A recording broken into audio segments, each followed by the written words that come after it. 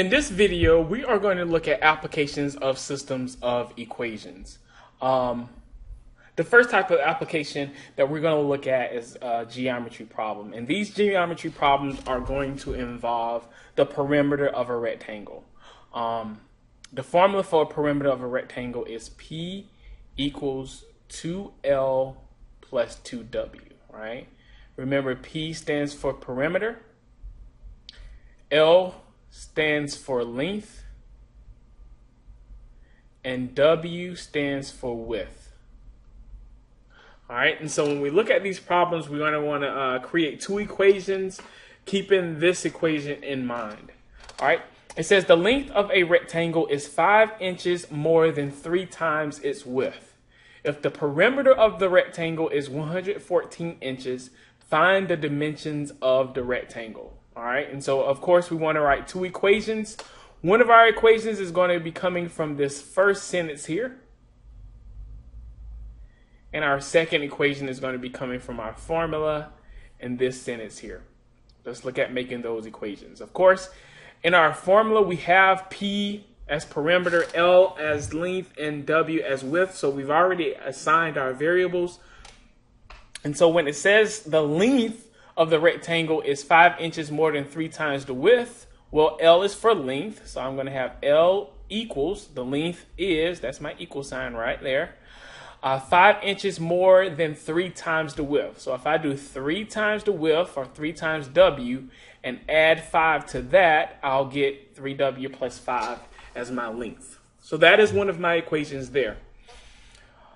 All right, and then it says if the perimeter of the rectangle is 114 inches, right? The perimeter of the rectangle is 114 inches. Well, what I'm going to do is I'm going to use the formula for perimeter, which we see here. And instead of using P, I'm going to use 114. So I have 114 equals 2L plus 2W. And now I have two equations in two variables. If I were to just use this equation up here, it of course has 3 variables, and we wouldn't be able to solve it. So they gave us this 114, which allows us to solve it. Now that I have this, I'm going to solve this equation. I think the easiest method to use now, and just for your information from now on with these application problems, any method you want to use to solve these systems will work. The choice is yours. You can be creative. In some cases, one method may work better than the other, but by all means, you get to choose what you want to do. And so in this example, I think it's easiest to use the substitution method since I already have this solved for L. So instead of writing L into this equation here, I'm going to write 3W plus 5.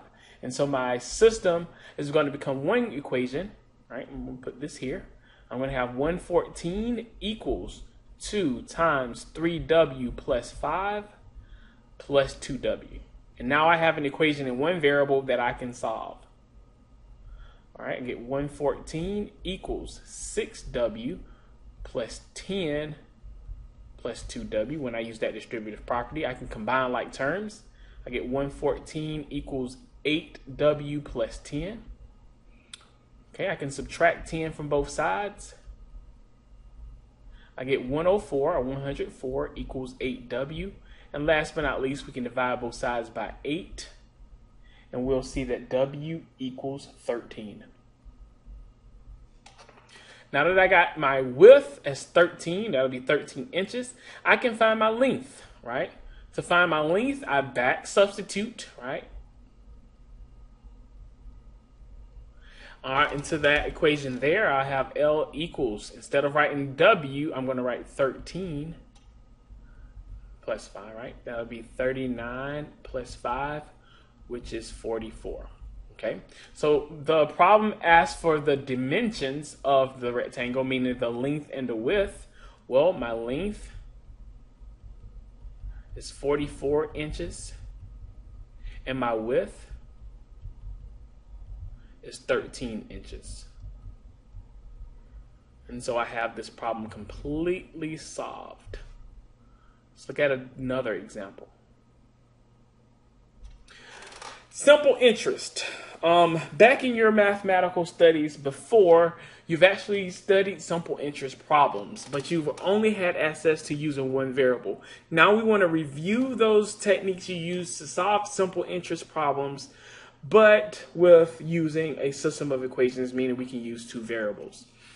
With simple interest, say that you invest some money into an account and you want an account at simple interest who earns simple interest, and you want to find out how much is going to be left in the account after a certain amount of time, then it's going to be given by this formula here. Okay. Of course, I is for interest. P is your principal. All right, and your principal is actually how much you put into the account, how much you invest. All right, how much is going into that account initially. Your R stands for rate. It's going to be actually your interest rate. And T is your time. And in this class is going to be in years. Okay. And so I have this example here. It says Jessica invested $7,000 in two mutual funds. In the first year, the first fund increased in value by 6%, while the other increased in value by 14% in that same time period. If Jessica made a total of $620 from these two funds, how much did she invest in the fund that made 14% profit, okay, or interest? And so we have two situations going on here. We have two funds. I'm going to call one fund Fund 1. I guess since that's one fund, it doesn't need an S there. And I'm also going to have Fund 2. Okay. With this, each fund is going to earn its own interest. So Fund 1 is going to have its own interest, which is going to be given by this formula. And Fund 2 is going to be given by this formula as well. Now, just so I don't confuse the two, I'm going to put a subscript 1 by the interest, the principal, the rate, and the time for Fund 1. And then since this is in Fund 2, I'm going to put a subscript or an index 2. Just so I don't confuse the two and so that I can talk about them separately. And so since each of these funds have their own formula, we're going to want to get the information from the problem to help us eliminate some of these variables. Because remember, we're only going to have two equations and two variables. All right. Okay, so again, she invested $7,000 into the two mutual funds. That doesn't tell me how much she invested into each one. So I don't know the principal 1 in Fund 1 or the principal 2 in Fund 2. So I'm going to go to the next part of my problem. It says in the first year, that means my year is 1, my time is 1. The first fund increased in value by 6%. That's my interest rate. So that I know specifically. So I'm going to change that to a decimal. That'll be 0.06. And I know that the year is 1 year. While the other increased in value by 14% the same time period. So my rate, my R2 would be 0.14 as a decimal. And my time will be 1 since it's the same time period. It says she made a total of $620 from the two funds. How much did she invest in the fund that made 14% profit? Well, I don't know how much I invested in each account. And so that's what I'm going to let my variable equal. I'm going to let X be my principal 1, or the amount that I invested in the fund 1. And I'm going to let Y represent my principal 2, or the amount that I invested into account 2 or fund 2. So that tells me the interest that I earn in account 1 is given by this formula. If you want to simplify that, that's going to be 0.06x. And the interest that I earn in account 2, I2, is going to be given by that, which simplifies down to 0.14y. So I've got two equations here. I1 equals 0.06x, and I2 equals 0.14y. Now, of course, that's not enough information to help me solve this problem. All right. First of all, I need two equations in two variables. I have two equations, but they only have one variable in them. So I've got to use some additional information to help me solve this problem. All right. One of those information is going to be coming back from this first sentence. She invested $7,000 into two funds. All right. I said before that I don't know how much she invested into Fund 1, which I call X.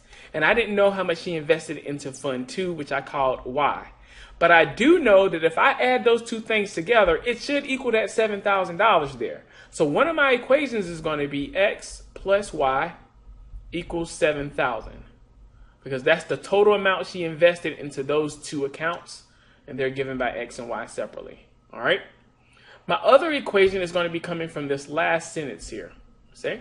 She says she made a total of $620 from these two funds.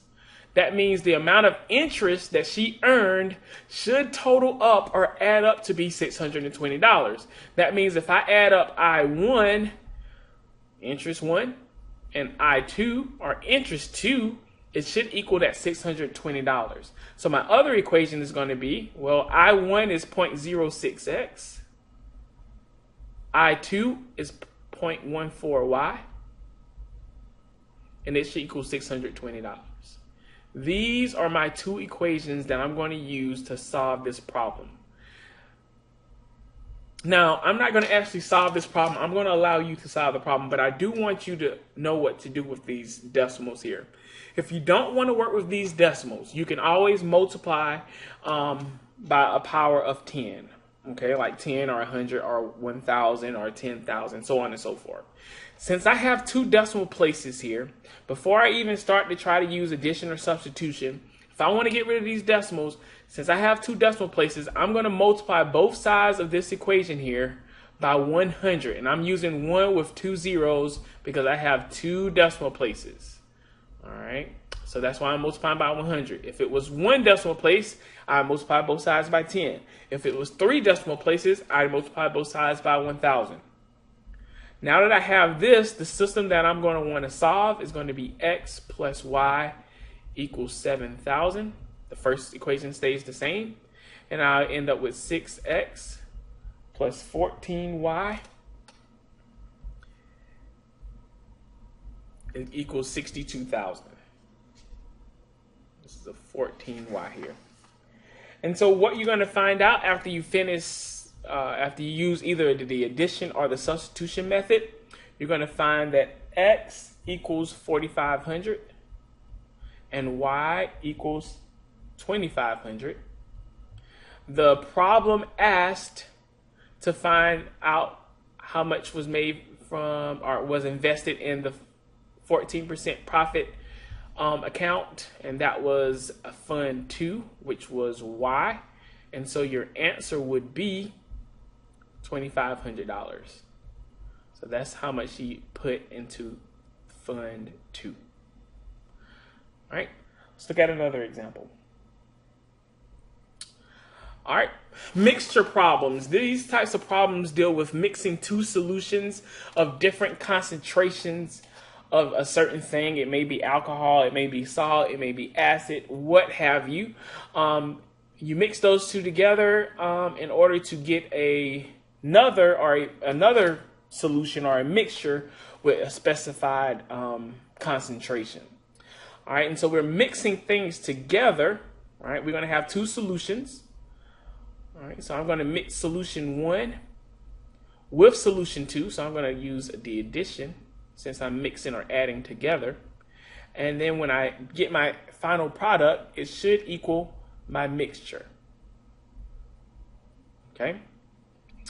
Now, each of these solutions are going to have a certain percentage of something, be it acid, salt, what have you. They're going to have a percent of acid or a percent of alcohol and a quantity, right? Each of them are going to have a percent times a quantity. And this is what's going to help us get one of our equations when we solve these problems. Percent times quantity will give you the actual amount of that specific thing, the amount of acid or the amount of alcohol, so on and so forth. And so we're going to use this knowledge as well as some other knowledge to help us create a system of equations to help us solve this problem. This example here says a chemist has one solution that is 60% acid and a second solution that is 50% acid. She wants to combine the solutions to make a new solution that is 54% acid. if she needs to make 400 milliliters of this new solution, how many milliliters of the two solutions should be mixed? Okay. And so again, we know we're going to have solution 1. I'm going to abbreviate these: solution 1, solution 2, and I'm going to have my mixture. And of all of those, I'm going to have a percent times the quantity.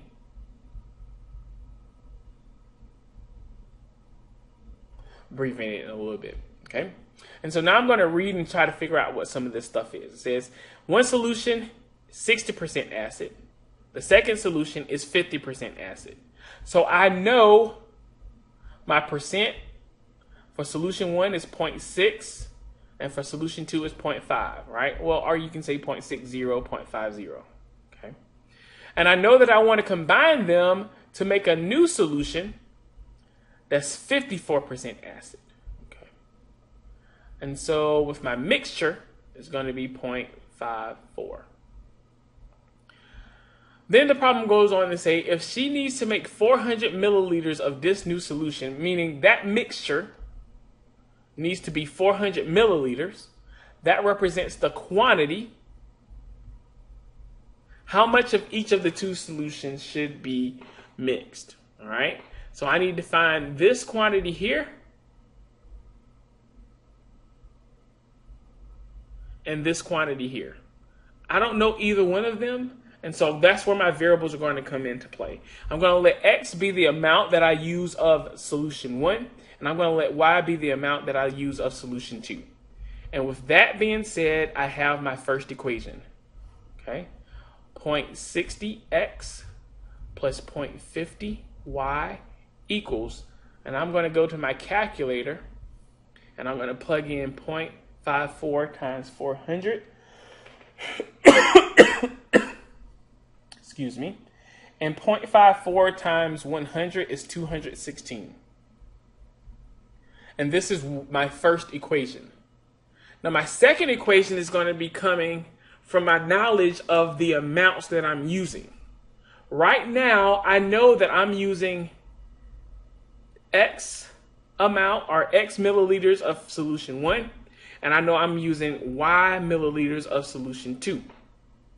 And I also know that by the time I finish, I'm going to have 400 milliliters of my mixture. That tells me that if I take the amount from X, add it to the amount from Y, I should get 400. Okay?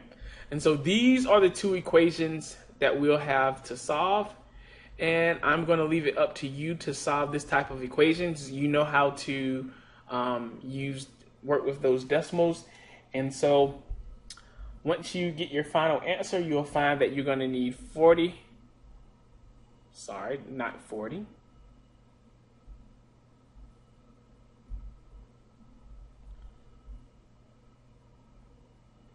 160 milliliters of the 60% solution and 240 milliliters of the 50% solution. So you have your solutions here. This solves the problem. Let's look at one more example involving these applications of systems of equations. And this example gets back to looking at uniform motion problems.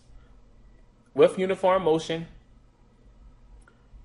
we know that distance equals rate times time. D is for distance, R is for rate, T is for time. And so in this example, we have that an airplane traveling with a tailwind can make a 2,250 mile trip in 4.5 hours. However, traveling into the same wind will take 5 hours to fly that same 2,250 miles. What is the speed of the plane in calm air, and what is the speed of the wind? And so, just as before, all right, should be sort of a review, but we have two situations going on here. We have the plane going in the tailwind and the plane traveling into a headwind.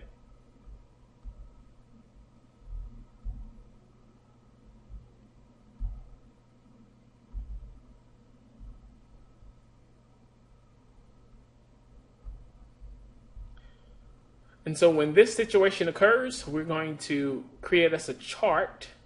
And we know that there's going to be a distance, a rate, and a time for each of them. And remember, tailwind means we're going to have a boost. Headwind means we're going to have resistance. Okay. Now I'm going to read the problem and try to point out some things that we're going to need in this problem. Airplane traveling with a tailwind, right? 2,250 mile trip in 4.5 hours. That explicitly tells me that my distance is going to be 2,250 and my time is going to be 4.5. Going into the same wind, all right, so this is the headwind situation. It takes 5 hours to fly that same 2,250 miles. So I'm going to have 2,250, and my time is going to be 5. And I'm expected to know the speed of the plane in calm air and the speed of the wind. I don't know either one of them. And so what I'm going to do is I'm going to let X be the speed of the plane in calm air.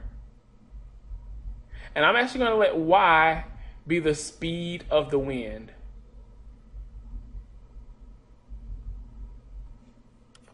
Well, that means, if I'm going with the tailwind, I'm going to take the speed of my plane in calm air. And then I have to add to that the speed of the wind, right? So I get an X plus Y. And I'm going to get the opposite when I look at headwind. I'm going to take my speed in calm air, and I'm going to subtract off how fast the wind is going, which is given by Y.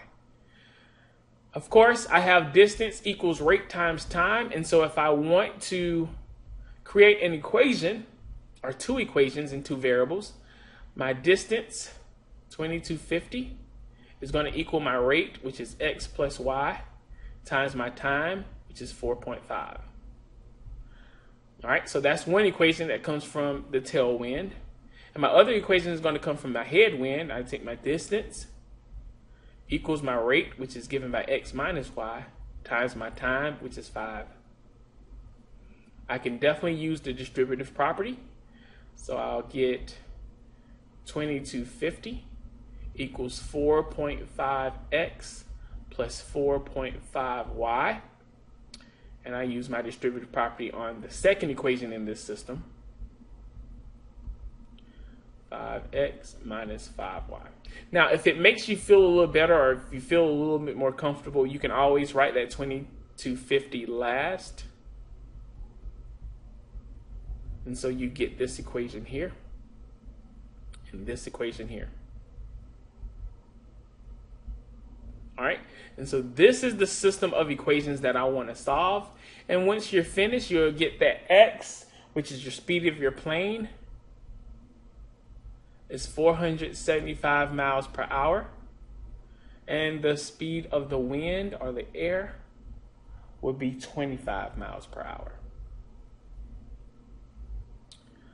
All right, and that concludes